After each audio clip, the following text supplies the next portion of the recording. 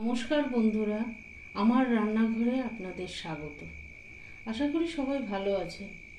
আমি আজকে করে দেখাবো বাসন্তী পোলাও।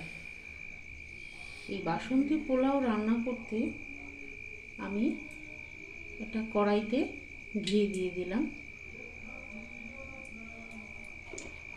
ঘি একটু গরম হতেই তার মধ্যে আমি দিয়ে দেব, ঘিটা একটু গরম হতেই আমি দিয়ে দেবো তার মধ্যে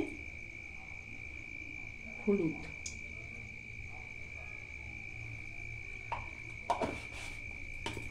ঘিয়ের মধ্যে হলুদটা দিয়ে এইভাবে মিশিয়ে নিলে কালারটা ভালো আসবে।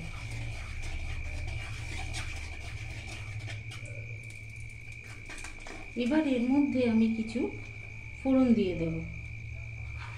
এর মধ্যে রয়েছে এলাচ, দারচিনি, লবঙ্গ আর সামান্য জয়িত্রী। এটা আমি ভালো করে ভেজে নিচ্ছি।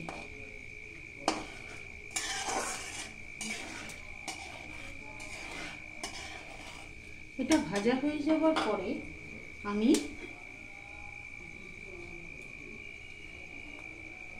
তৈরি করে রাখা রাইসটা আস্তে আস্তে দিয়ে দেব।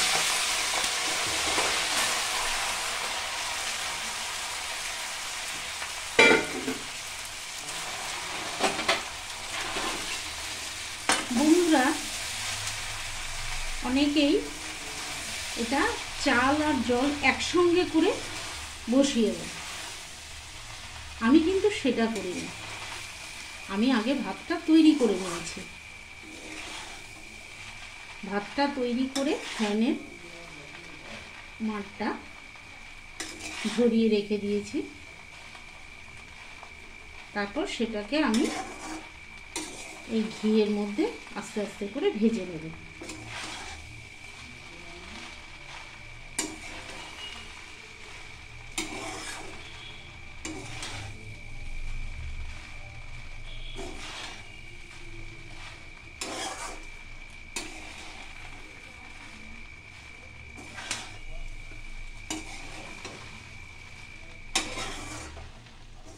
জল আর চাল একসঙ্গে দিয়ে দিলে সেটা খুব মেপে বসাতে হয়, ওইভাবেও হয়। তবে চালটা যদি বেশি গলে যায় সেক্ষেত্রে পোলাওটা দলা পাকিয়ে যায়। তাতে যেভাবে করতে পারেন ওইভাবে যদি করতে পারেন তাহলেও হবে। আবার ভাতটা যদি মনে করেন ঝরঝর করে নেবেন মার গেলে, সেটাও করতে পারেন। তবে চালটা গোবিন্দভোগ চালের তো চালটা সবসময় একটু শক্ত নামাবে, তাতে পরবর্তীকালে দলা হয়ে যাওয়ার সম্ভাবনাটা থাকে না। আর যদি চাল আর জল একসঙ্গে দিয়ে আপনারা বসান, সেই ক্ষেত্রে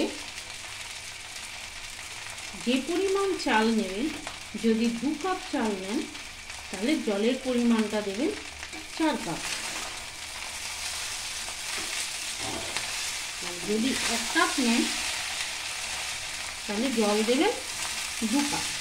এইভাবে পরিমাণটা মেপে নেবেন।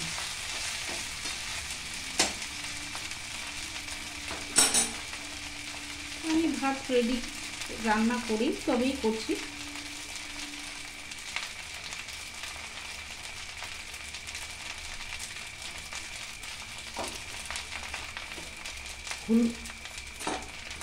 হলুদটা আমি আরেকটু দিলাম কালারটা ভালো আসার জন্য।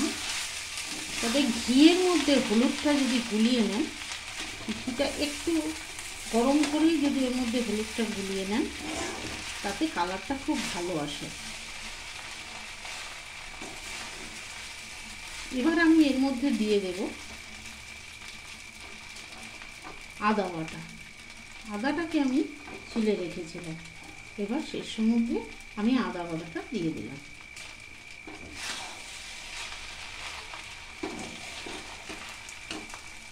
এই বাসন্তী পোলাও পুজো বা পুজো ছাড়াও নিরামিষ কোনো খাবারের সাথে খেতে খুব ভালো লাগে।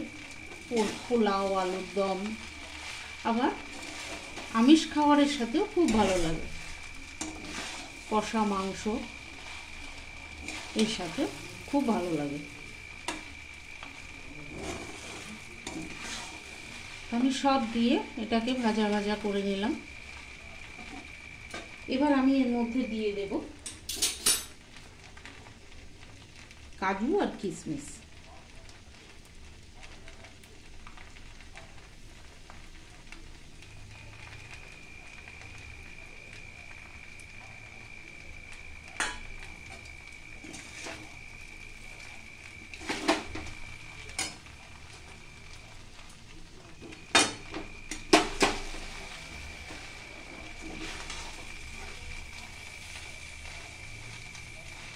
বেশি নাড়াচাড়া করার দরকার নেই, তাহলে চালগুলো দলা পাকিয়ে যাবে। এবার আমি এর মধ্যে দিয়ে দেব পরিমাণ মতো নুন।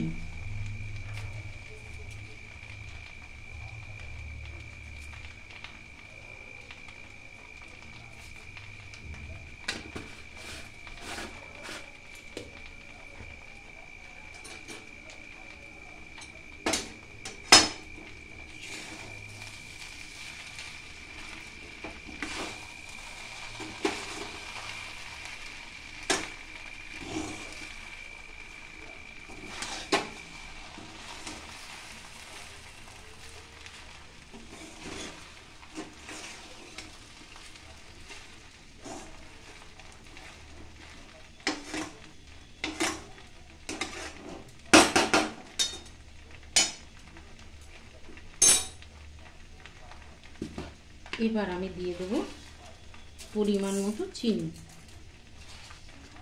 পোলাও একটু মিষ্টি মিষ্টি খেতেই ভালো লাগে, তবে যারা চিনি খেতে পছন্দ করেন না বা তরকারিতে বলুন যে কোনো জিনিসে মিষ্টি দিতে পছন্দ করেন না, তাদেরকে বলি পোলাওতে একটু মিষ্টি দেবেন,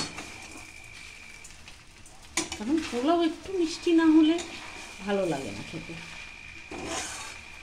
আর যারা মিষ্টি খেতে পছন্দ করেন তারা তো দেবেনই।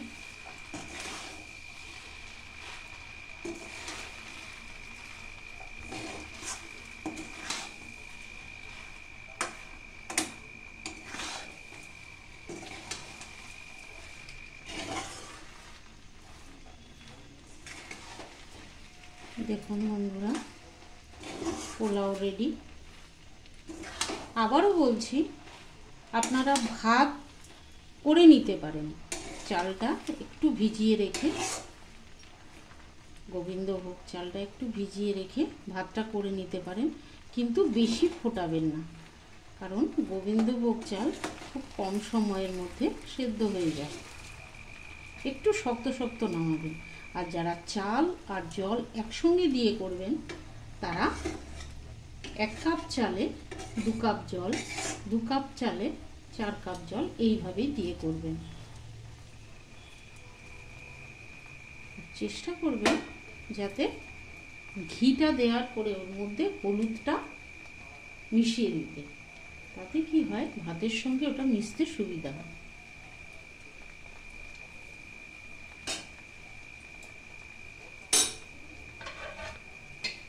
দেখুন পোলাও রেডি হয়ে গেছে।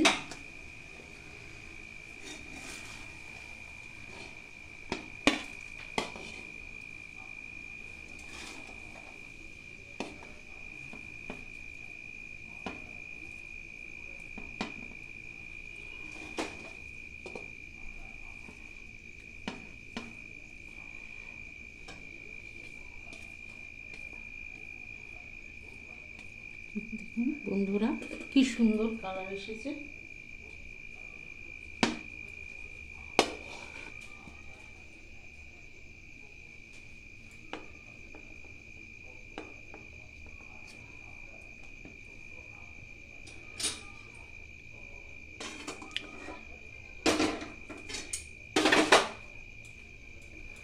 কি সুন্দর কালার এসেছে। এইভাবে আপনারাও করে খেয়ে দেখুন, আশা করি ভালো লাগবে। ভালো থাকবেন, সুস্থ থাকবেন। আবার দেখা হচ্ছে অন্য কোনো ব্লগে, কোনো রান্না নিয়ে। টাটা।